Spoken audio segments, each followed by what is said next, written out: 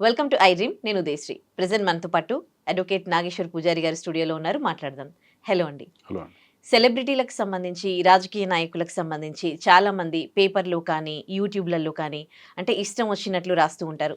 Only వ్యూవర్షిప్ని base చేసుకొని viewership రావాలని, కొంచెం స్పైసీగా ఉండాలని రాస్తూ ఉంటారు కదా.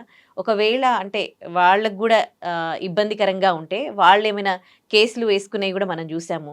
దీంట్లలో కూడా స్ట్రాంగ్ పనిష్మెంట్స్ వీళ్ళకు ఉంటాయా? అప్పుడు ఏం చేయాలి? ఇప్పుడు మనకు ఇప్పుడున్న సమాజంలో చాలామంది సెలబ్రిటీస్ కావచ్చు, మీరన్నట్టు హీరోలు, హీరోయిన్స్ కావచ్చు, లేకపోతే సమాజంలో ఉన్న రాజకీయ నాయకులు కావచ్చు, లేకపోతే సమాజంలో ఉన్న పెద్ద వ్యక్తులు, బిజినెస్ వాళ్ళు కావచ్చు, ప్రొఫెషనల్ ఉన్నోళ్ళు కావచ్చు, వాళ్ళు ఎదుర్కొంటున్న అతిపెద్ద సమస్య ఏంటంటే సోషల్ మీడియాలో వాళ్ళని తిట్టడము, వాళ్ళని అవమానపరచడము, లేదు అంటే ఏదైనా అలిగేషన్ వస్తే దాన్ని పెద్దగా చేసి చూపించడం. చాలా సందర్భాలలో వాళ్ళు ఏం చేయకున్నా కూడా ఎవరో ఒకరు చిన్న అలిగేషన్ లేపేస్తే దాన్ని విస్తృతంగా ప్రచారం చేయడం అనేది జరుగుతున్నది. ఓకే, సో మనకి ఏంటంటే మన గురించి ఎవరు మాట్లాడద్దు. ఈవెన్ సోషల్ మీడియా కావచ్చు, టీవీలు కావచ్చు, పేపర్ కావచ్చు, ఎవరైనా సరే ఎవరూ మాట్లాడద్దు నా గురించి, నా పర్సనల్ విషయాలు కానీ నా గురించి కానీ ఎవరు మాట్లాడద్దు అని చెప్పేసి మనం కోర్టు నుంచి ఆర్డర్ తెచ్చుకోవచ్చు. ఓకే, ఆర్డర్ తెచ్చుకోవాలి. దాన్ని జాండు ఆర్డర్ అంటారు. జాండు ఆర్డర్ తెచ్చుకోవచ్చు. మనం కనుక కోర్టుకి వెళ్ళి జాండు ఆర్డర్ కనుక తెచ్చుకుంటే ఇక మన గురించి ఎవరు రాయడానికి లేదు. ఎవరు రాయడానికి లేదు.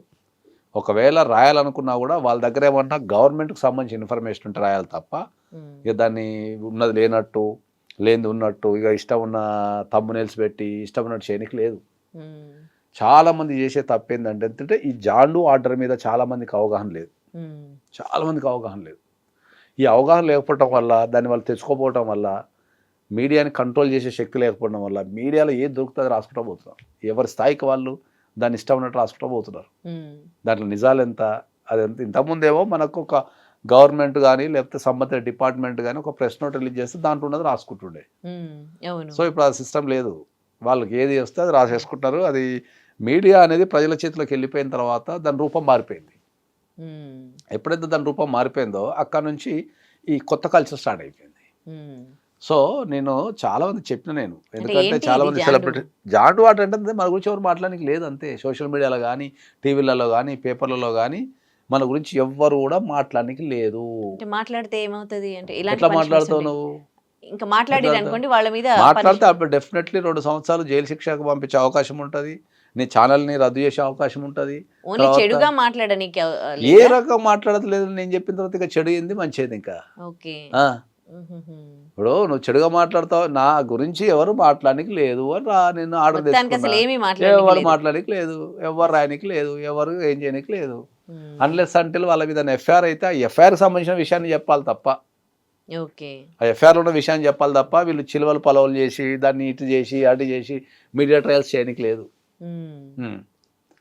కాబట్టి అది నేను చాలా మంది సెలబ్రిటీస్ తెచ్చినా ప్లస్ అందరికి చెప్తున్నా కూడా దానికి పైన. ఎందుకంటే కొన్ని సందర్భాలలో ఏమైందంటే, ఇప్పుడు మీరు సపోజ్ కవిత గారి కేసే తీసుకోండి.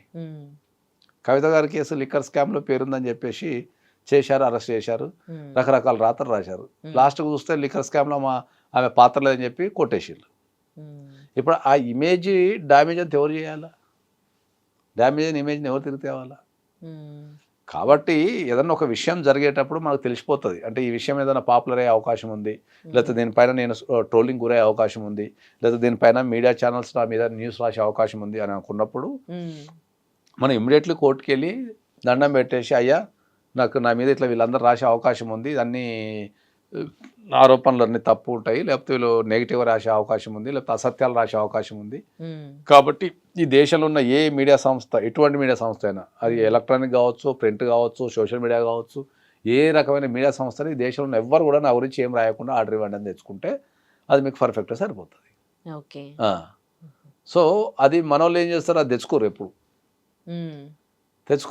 అది తెచ్చుకుంటే నీకు 90% డ్యామేజ్ తగ్గిపోతుంది.